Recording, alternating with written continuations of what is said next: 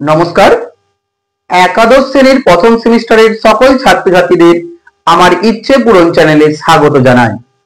আজকে নিয়ে এসেছি তোমাদের সংস্কৃত সাহিত্যের ইতিহাসের মধ্যে একটা যে পাঠ রয়েছে গল্প সাহিত্য, সেই গল্প সাহিত্যের একটি পাঠ অংশ রয়েছে পঞ্চতন্ত্র, অর্থাৎ জনপ্রিয় গল্প পঞ্চতন্ত্র। সেই পঞ্চতন্ত্র পাঠ্যাংশটাই বা গল্পাংশটাই আজকে তোমাদের কাছে আমি তুলে ধরবো এই ভিডিওর মাধ্যমে। তাই সমস্ত ছাত্রছাত্রীদের উদ্দেশ্যে জানাই, তোমরা ভিডিওটিকে স্কিপ না করে পুরো ভিডিওটি দেখবে। আশা রাখবো অবশ্যই তোমাদের উপকার হবে। শুরু করছি আজকের ভিডিও পঞ্চতন্ত্রম। প্রথমে আমাদেরকে জানতে হবে এই যে পঞ্চতন্ত্রম গল্পটার কথা আমি বলছি, এই পঞ্চতন্ত্রম গল্পের লেখক কে? পঞ্চতন্ত্রম গল্পের লেখক হলো পণ্ডিত বিষ্ণু শর্মা। পণ্ডিত বিষ্ণু শর্মা রচনা করেছেন পঞ্চতন্ত্রম। এবার এই পঞ্চতন্ত্রম গল্পটি কেন লেখা হলো, কিসের জন্য লেখা হলো, সে সম্পর্কে তোমাদের কাছে আমি তুলে ধরি। এই পঞ্চতন্ত্রম পাঠ্যাংশটি লেখার আগে তোমাদেরকে জানতে হবে রাজা অমর শক্তির কথা। মহিলারপ্য নগরের রাজা ছিল রাজা অমর শক্তি। এই অমর শক্তির 3 জড়বুদ্ধি সম্পন্ন পুত্রদের শিক্ষা প্রদানের জন্যই মূলত এই পঞ্চতন্ত্রম পাঠ্যাংশটি পণ্ডিত বিষ্ণু শর্মা রচনা করেছিলেন। এই অমর শক্তি কেমন ছিল রাজা? না, এই অমর শক্তি রাজা ছিল প্রচন্ড দয়ালু, ধার্মিক এবং পরোপকারী। তাই দেশের সমস্ত প্রজারা এবং অন্যান্য পারিপার্শ্বিক দেশের রাজারাও এই রাজা অমর শক্তিকে খুব স্নেহ করতেন, ভালোবাসতেন এবং শ্রদ্ধা করতেন। কিন্তু রাজা অমর শক্তির 3 পুত্রই জড়বুদ্ধি সম্পন্ন, যাদেরকে বলা হয় অলস প্রকৃতির। এবার স্বাভাবিক, রাজা যদি ভালো হয়, তার পুত্র যদি সঠিক জ্ঞান সম্পন্ন না হয়, তাহলে রাজার মাথায় একটা চিন্তা থাকবেই। রাজা এভাবেই আস্তে আস্তে আস্তে আস্তে নিজে মূর্ছিত দিতে থাকে। একদিন হঠাৎ রাজসভায় সমস্ত প্রজারা, সমস্ত মন্ত্রীগণ থেকে, অমাত্যগণ থেকে এবং আরো রাজসভায় আরো যারা যারা পণ্ডিত, রাজপুরোহিত সকলে রয়েছে, তো সেই সময় মন্ত্রী সুমতি রাজামশাইকে প্রশ্ন করলেন যে রাজামশাই, আপনি এরকম ভাবে মন খারাপ করে রয়েছেন কেন? মন খারাপ করে থাকার কারণ কি? একথা বলার পরেই রাজা উত্তর দেন যে আমার যে 3 পুত্র রয়েছে, এই 3 পুত্রই শিক্ষা গ্রহণে কিন্তু একদম আগ্রহী নয়। যদি তারা শিক্ষা গ্রহণ না করে, তাহলে পরবর্তীকালে এ রাজ্য চালাবে কে? এই নিয়ে রাজা তার মনের বেদনা বা কষ্টের কথা সকলের কাছে তুলে ধরেন। তিনি বলেন যে আপনারা তো এখানে সকলে উপস্থিত আছেন, আপনারা এমন কিছু উপায় বলুন যাহাতে আমি আমার 3 পুত্রকে শিক্ষা গ্রহণ করাতে পারি, তাদেরকে জ্ঞান অর্জন করাতে পারি।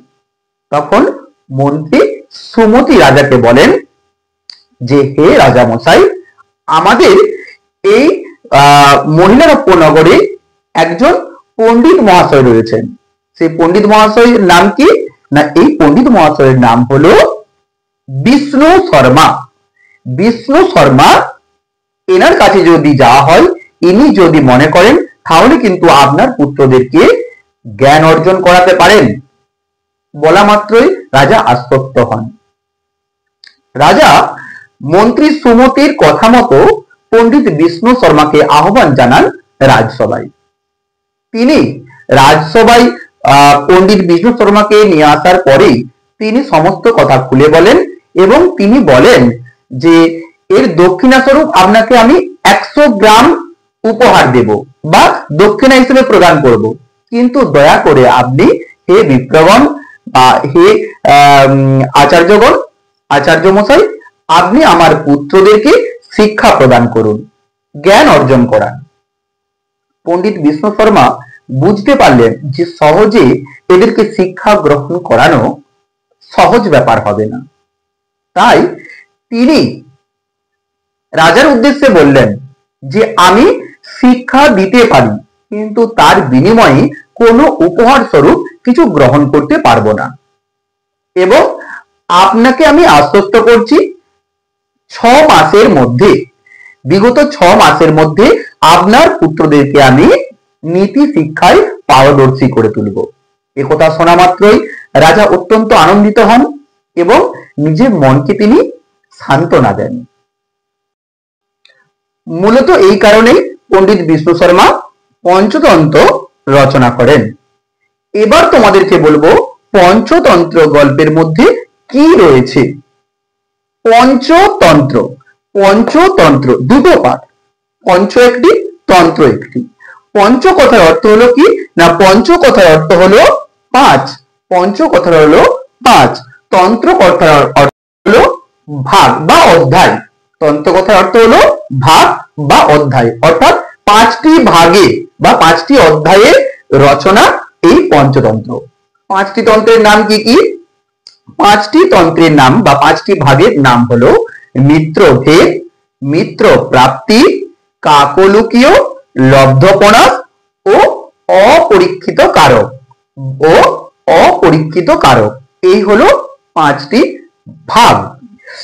মূলত প্রথম অংশের নাম হলো কি না, প্রথম অংশের নাম হলো মিত্রভেদ।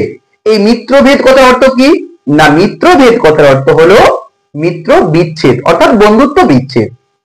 এই বন্ধুত্ব বিচ্ছেদ কথার মানে মিত্রভেদ কথার অর্থ হলো বন্ধুত্ব বিচ্ছেদ। এই মিত্রভেদের গল্প সংখ্যা কত না, মিত্রভেদের গল্প সংখ্যা 22টি। এখানে মিত্রভেদে 22টি গল্প রয়েছে। এখানে কি কি গল্প রয়েছে? 22টি গল্প তো নাম দেখে বলা সম্ভব নয়। তো মূলত এখানে যে বিশেষভাবে উল্লেখযোগ্য গল্পগুলি রয়েছে তার মধ্যে হলো জীর্ণধন বণিকের কথা, মূর্খ বানরের হাতে রাজার মৃত্যু, কাকের বুদ্ধিতে কেউটের বিনাশ, জীর্ণধন বণিকের কথা। এই হলো মিত্রভেদ যে পাঠ্যাংশ, মিত্রভেদ যে ভাগটি রয়েছে সেই মিত্রভেদের গল্প সংখ্যা। পরবর্তী অংশ কি না, পরবর্তী অধ্যায়ের নাম হলো মিত্রভেদের পর মিত্র প্রাপ্তি। মিত্র প্রাপ্তির গল্প সংখ্যা কত না, মিত্র প্রাপ্তির গল্প সংখ্যা হলো 6টি। এখানে 6টি গল্প রয়েছে। মিত্র প্রাপ্তি কথার অর্থ কি? মিত্র প্রাপ্তি কথার হলো, মিত্র কথার অর্থ হলো বন্ধু, প্রাপ্তি কথার অর্থ হলো কি না পাওয়া বা লাভ করা, অর্থাৎ বন্ধুত্ব লাভ, অর্থাৎ নিজস্ব মানে সম্পর্ক স্থাপন যাকে বলা হয়, বন্ধুত্ব সম্পর্ক স্থাপন। এই হলো মিত্র প্রাপ্তি। মিত্র প্রাপ্তির কয়টি গল্প না 6টি গল্প। পরের তৃতীয় অধ্যায়ের নাম বা তৃতীয় তন্ত্রের নাম হলো কাকলুকিয়ম। কয়াকার, কয়কার, লয় দীর্ঘ, কয় দীর্ঘ, অন্ত্যেষ্ট ময়তন্ত। কাকলুকিয়ম। এই কাকলুকিয়মের গল্প সংখ্যা কত? কাকলুকিয়ম তন্ত্রের গল্প সংখ্যা হলো 4টি। কাকলুকিয়ম কথার অর্থ কি না, কাকলিয়ম কথার মূলত অর্থ হলো যেমন কাক ও পেঁচা, এদের মধ্যে সম্পর্ক কখনোই চিরস্থায়ী হয় না, তেমনি সকল মানুষের সাথে সর্বদা সবসময় সম্পর্ক কখনো চিরস্থায়ী থাকে না। এই হলো কাকলিয়ম কথার অর্থ। এবার এখানে কি কি গল্প রয়েছে মূলত না, মূলত এখানে আমরা যে বিশেষ গল্পটা পাই সেই গল্পটার ওই মিত্র শর্মা নামক যে ব্রাহ্মণ, সেই মিত্র শর্মা নামক ব্রাহ্মণ যজ্ঞ করে একটি ছাগকে নিয়ে কাঁধে করে ফিরছে, আর 3 বন্ধু মিলে তারা তাদের বুদ্ধির মাধ্যম দিয়ে সেই ব্রাহ্মণের কাছ থেকে ছাগটি নিয়ে নেয়। এই গল্পটি হলো এই কাকলুকিয়ম তন্ত্রের মূলত বিশেষ গল্প। তাহলে কি বললাম? মিত্রভেদ বলেছি, মিত্র প্রাপ্তি বলেছি, কাকলুকিয়ম বললাম। পরের অংশ আসলো কি না লব্ধপনাস। লব্ধপনাস কথার অর্থ কি? লাভ করে হারিয়ে ফেলা। লব্ধপনাস কথার অর্থ কি না, লাভ করে হারিয়ে ফেলা। এই হলো লব্ধপনাস। লব্ধপনাসের গল্প সংখ্যা কত না, লব্ধপনাসের গল্প সংখ্যা হলো 16টি। লব্ধপনাসের গল্প সংখ্যা 16টি। মনে রাখতে হবে কিন্তু মিত্রভেদে কয়টি গল্প রয়েছে না 22টি গল্প রয়েছে, মিত্র প্রাপ্তিতে 6টি গল্প রয়েছে, আর কাকলুকিয়মে 4টি গল্প রয়েছে। লব্ধপ্রণাসে কটি গল্প রয়েছে? না 16টি গল্প রয়েছে। এই গল্প সংখ্যাগুলো কিন্তু তোমাদের মনে রাখতে হবে। এবার লব্ধপ্রণাসে মূলত বিশেষ গল্প কি রয়েছে? না লব্ধপ্রণাসে মূলত বিশেষ গল্প রয়েছে যে যুধিষ্ঠির নামে এক কুমোরের কাহিনী। যুধিষ্ঠির নামে এক কুমোরের কাহিনী। শূদ্রপদ নামে এক ধোপার কাহিনী, মানে শূদ্রপদ নামে একটা ধোপা ছিল, সেটার ধোপার কাহিনীকে কেন্দ্র করে এই লব্ধপ্রণাসে উল্লেখ করা হয়েছে, মানে গল্প রাখা হয়েছে। এই হলো লব্ধপ্রণাস। পরের অংশটি কি আসছে? না পরের অংশটি আসছে অর্থাৎ শেষ তন্ত্র বা শেষ অধ্যায়ের নাম হলো অপরীক্ষিত কারক। তাহলে কি বললাম যে পঞ্চতন্ত্রের শেষ তন্ত্রের নাম কি? না পঞ্চতন্ত্রের শেষ তন্ত্রের নাম হলো অপরীক্ষিত কারক। এখানে মূলত সমাজবিদ্যা, রাজনীতি, অর্থনীতি, নীতি শিক্ষা এই সকলকে কেন্দ্র করে চিত্রাকর্ষক যে গল্পগুলি তুলে ধরা হয়েছে, মানে সমাজকে কেন্দ্র করে বা নীতি শিক্ষাকে কেন্দ্র করে সকল গ্রন্থতেই বা সকল তন্ত্রতেই নীতি শিক্ষামূলক গল্প, কিন্তু মূলত বিশেষ করে অপরীক্ষিত কারকে অর্থনীতি, রাজনীতি, এই সকল ঘটনাকে কেন্দ্র করে এই নীতি শিক্ষামূলক গল্পগুলি অপরীক্ষিত কারকে রয়েছে। এই হলো তোমাদের মূল 5টি তন্ত্রের তন্ত্র সংখ্যা এবং বিশেষ বিশেষ গল্পের আলোচনা। আমার ভিডিওটি তোমাদের কেমন লেগেছে? যদি ভালো লেগে থাকে অবশ্যই আমার চ্যানেলটিকে সাবস্ক্রাইব করে দিও, একটি কমেন্ট করো, প্রত্যেক বন্ধুদের সাথে শেয়ার করো। দেখা হবে পরবর্তী নতুন ভিডিও নিয়ে। নমস্কার, শুভরাত্রি।